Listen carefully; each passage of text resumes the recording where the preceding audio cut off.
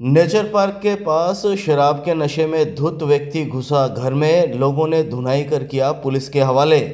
चूरू के nature park के पास एक घर में घुसना शराबी को महंगा पड़ गया। शराब के नशे में शराबी घर में घुस गया और छत पर बने कमरे तक पहुंच गया, जहां घर में मौजूद महिला ने जब अनजान व्यक्ति को इस तरह अचानक कमरे की तरफ आते देखा तो वह रोने चिल्लाने लगी। उसका शोर सुनकर मौके पर लोगों की भीड़ जमा हो गई। बामुश्किल शराबी व्यक्ति को लोगों ने घर से बाहर निकाला और उसकी धुनाई कर डाली। लोगों ने पुलिस को सूचना दी, जिसके बाद शराबी व्यक्ति को मौके पर पहुंची कोतवाली पुलिस के हवाले कर दिया गया। लोगों ने बताया कि शराबी व्यक्ति कुछ देर गली में घूमता रहा, फिर अचानक घर का मुख्य गेट खोलकर घर के अंदर घुस गया। वह छत पर बने कमरे की तरफ पहुंचने लगा। इतने में घर में मौजूद महिला ने उसे देख लिया और वह रोने चिल्लाने लगी। उसके रोने चिल्लाने की आवाज़ सुनकर लोगों की भीड़ जमा हो गई, जिन्होंने शराबी की धुनाई कर डाली और उसे पुलिस के हवाले कर दिया। कोतवाली पुलिस ने व्यक्ति को शांति भंग में गिरफ्तार कर लिया है। तंत्र मंत्र कर जिन भगाने और इलाज का झांसा देने के आरोपी को कोर्ट ने सुनाई सजा। सुजानगढ़ थाने में साल 2022 में दर्ज हुआ था मुकदमा। चूरू की पोक्सो कोर्ट ने सुजानगढ़ थाने में दर्ज साल 2022 के एक मामले में अपना फैसला सुनाते हुए आरोपी को 1 साल के कठोर कारावास की सजा सुनाई है। आरोपी मोहम्मद सलीम ने तांत्रिक बनकर एक महिला को अपने चंगुल में फंसाया और उसके बेटे की बीमारी ठीक करने और जिन भगाने का झांसा देकर उससे न केवल 1,95,000 रुपये और ज्वेलरी हड़प लिए, बल्कि उसकी नाबालिग बेटी से भी छेड़छाड़ की। पोक्सो कोर्ट ने 8 गवाहों के बयान और दस्तावेजी साक्ष्य के आधार पर आरोपी सलीम को 1 साल कठोर कारावास और 5,000 रुपये के अर्थदंड की सजा सुनाई। पोक्सो कोर्ट के विशिष्ट लोक अभियोजक राकेश सहारण ने बताया कि 4 जनवरी 2022 को सुजानगढ़ थाना में एक 45 वर्षीय महिला ने मुकदमा दर्ज करवाया था कि उसका बेटा काफ़ी समय से बीमार रहता है, जिसके दवाइयाँ आदि से भी कोई प्रभाव नहीं होने के कारण वह एक दरगाह पर जाती थी। वहाँ मोहम्मद सलीम खान उसे मिला, जिसने बेईमानी पूर्वक आशय के साथ दावा किया कि वह बहुत बड़ा तांत्रिक है, वह उसकी सभी प्रकार की समस्याओं को खत्म कर देगा।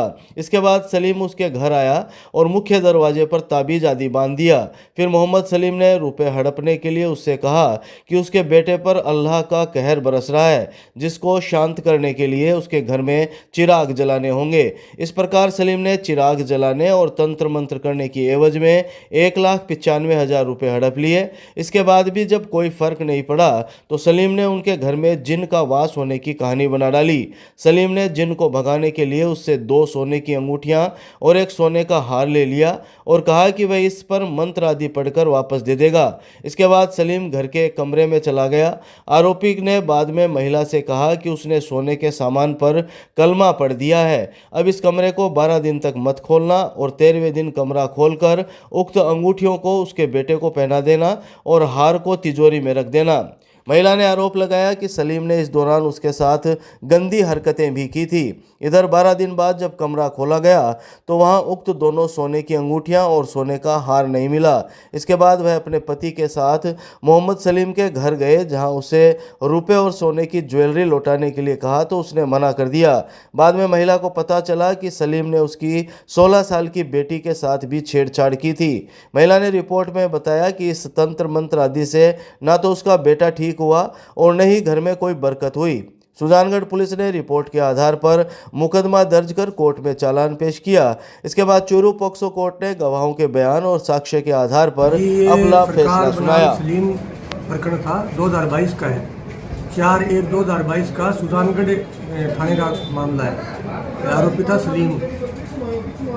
पोक्सो सेकंड में आज निर्णय हुआ इसका। इसमें ये सलीम है वो एक पीड़ित महिला है, उसका बच्चा बीमार था तो वो उसको लेकर एक दरगाह है, वहाँ उस दरगाह में गई थी। तो वहाँ इससे आरोपी से इसकी मुलाकात हुई थी। इसने कहा कि मैं आपके बच्चे को और ठीक कर दूंगा, मैं बहुत बड़ा तांत्रिक हूँ और सब बीमारी को ठीक करता हूँ। इस नाम से उन्होंने इनसे अलग अलग दिनांकों में 1,95,000 रुपये हड़प लिए और सोने के गहने भी हड़प लिए कि आपके बेटे का कोई चिराग जलाना है, तंत्र मंत्र करना है, जिन है उसको भगाऊंगा, इस प्रकार से। और उनको बरगला के 1,95,000 रुपये हड़प लिए और उसकी पुत्री के साथ छेड़छाड़ भी की और पीड़िता के साथ भी छेड़छाड़ की।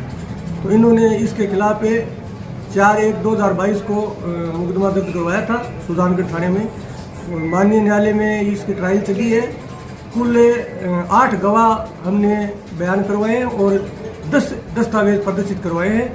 उनके आधार पर माननीय न्यायालय ने आज संपूर्ण विवेचन करके और इसको 420 की धारा है उसमें 1 वर्ष के कठोर कारावास और 5,000 रुपये के अर्थदंड से दंडित। चूरू विधायक हरलाल साहरण को कोर्ट से लगा झटका, फर्जी मार्कशीट मामले में एसीजेएम कोर्ट में लगा चार्ज।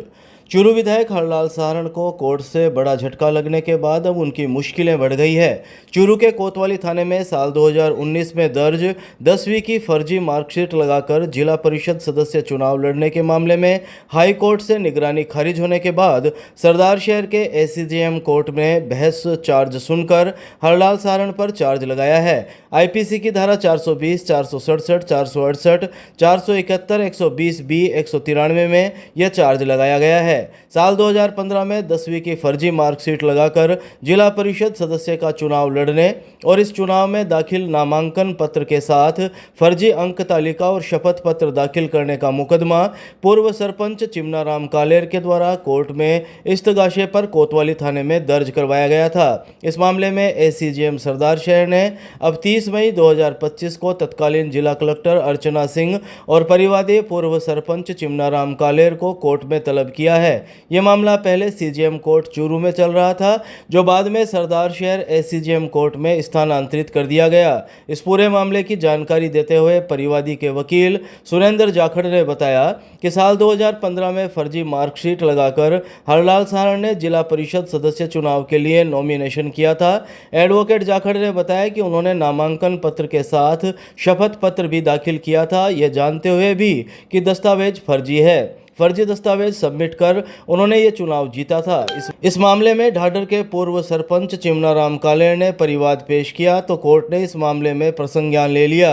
2019 में कोर्ट के इस्तगासे पर चूरू कोतवाली थाना में मुकदमा दर्ज हुआ, जिस पर पुलिस जांच अधिकारी ने तत्कालीन जिला कलेक्टर, उत्तराखंड के आयुक्त आदि के बयान लिए और दस्तावेजी साक्ष्यों के आधार पर आरोपी मानते हुए कोर्ट में आईपीसी की धारा 420, 467, 468, 471, 120B और 193 में चालान पेश किया। पत्रावली हाई कोर्ट में होने की वजह से चार्ज नहीं लगा था। इसके बाद हाई कोर्ट में निगरानी खारिज होने के बाद अब एसीजेएम सरदार शहर के द्वारा बहस चार्ज सुनकर चार्ज लगाया गया है। आईपीसी की उक्त धाराओं में विधायक साहरण पर चार्ज लगने के बाद अब इस मामले की ट्रायल होगी। एडवोकेट सुरेंद्र जाखड़ ने बताया कि अब जब तक इस पत्रावली का फैसला नहीं हो जाता तब तक वह चुनाव नहीं लड़ सकते और न ही नामांकन कर सकते हैं। जाखड़ ने बताया कि इस मामले में आगामी पेशी 30 मई दी गई है, जिसमें तत्कालीन जिला कलेक्टर व परिवादी को कोर्ट में तलब किया गया है। पूरा मामला ये जिला परिषद सदस्य रूप में इन्होंने फर्जी मार्कशीट और अंक तालिका लगाकर और इन्होंने नॉमिनेशन फॉर्म भरा था। उसके साथ इन्होंने अपना शपथ पत्र पेश किया था, ये जानते हुए कि ये दस्तावेज है, ये फर्जी है और इनको असली के रूप में काम में लेते हुए इन्होंने चुनाव जीता था। इसके खिलाफ है जब यहाँ पर चिमनाराम जी ढाडर पूर्व सरपंच ने परिवाद पेश किया तो कोर्ट ने इस पर प्रसंज्ञान ले लिया। प्रसंज्ञान लेकर तफ्तीश के लिए इसको फाइल भेज दी आईओ के पास।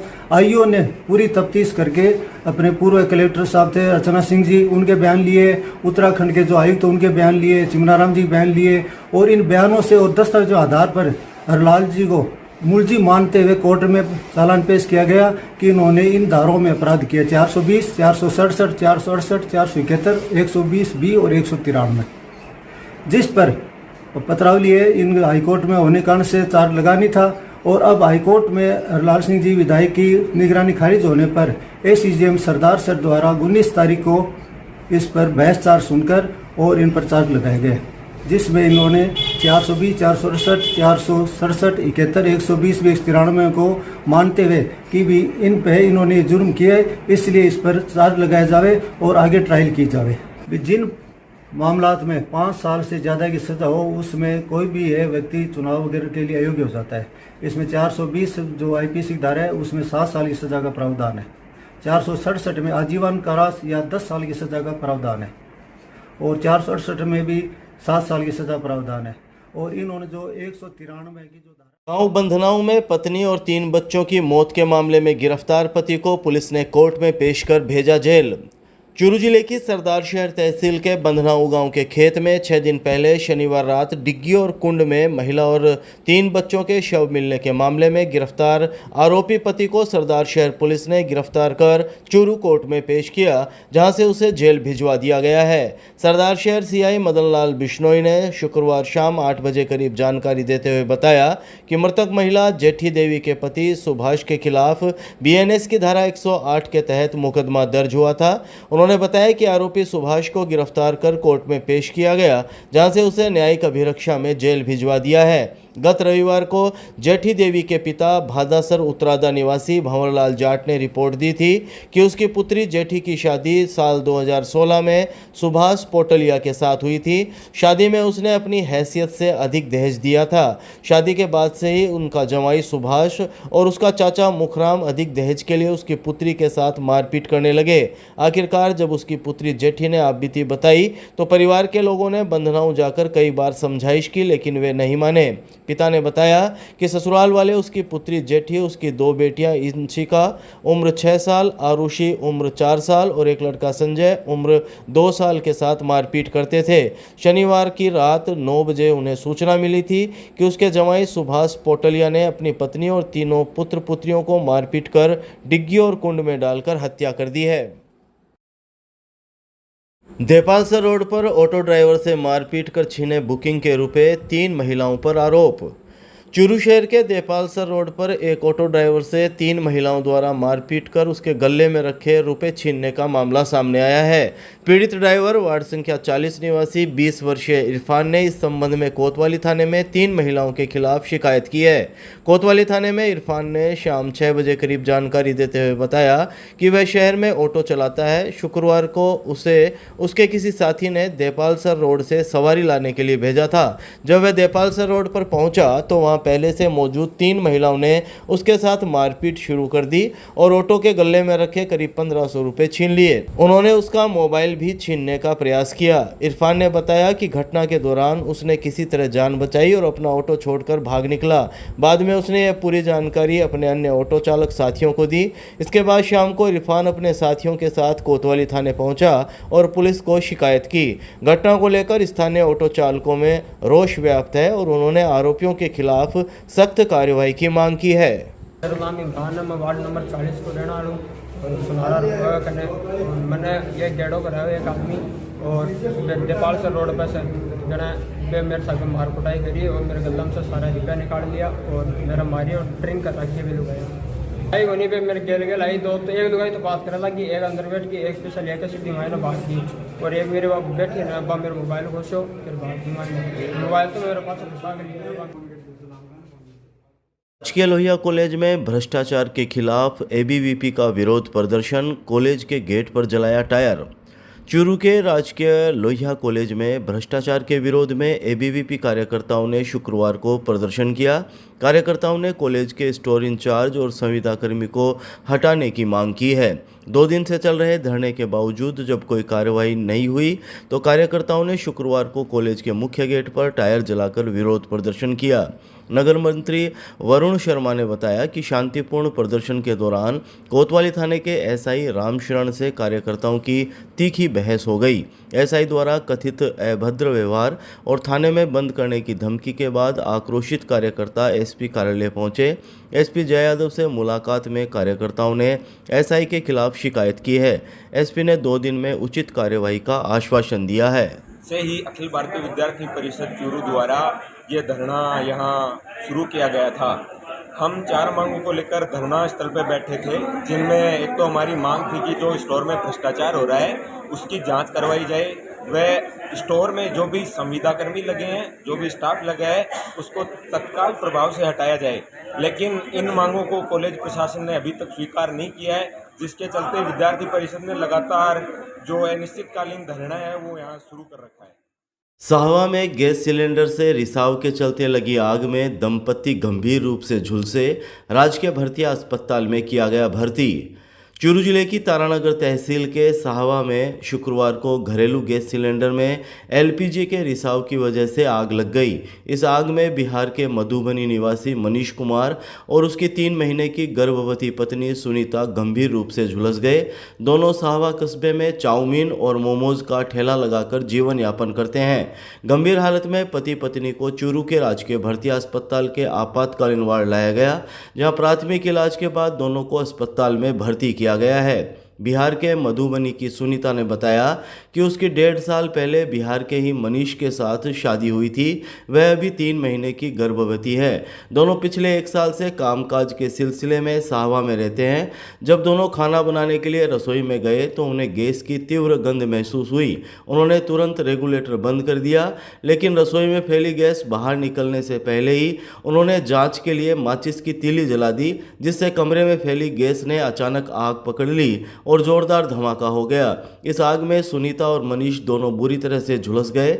आसपास के लोगों ने तत्परता दिखाते हुए दोनों को पहले साहवा के अस्पताल पहुंचाया, जहां प्राथमिक उपचार के बाद उन्हें चूरू रेफर कर दिया गया। बहरहाल दोनों का चूरू के राजकीय भर्ती अस्पताल में इलाज जारी है।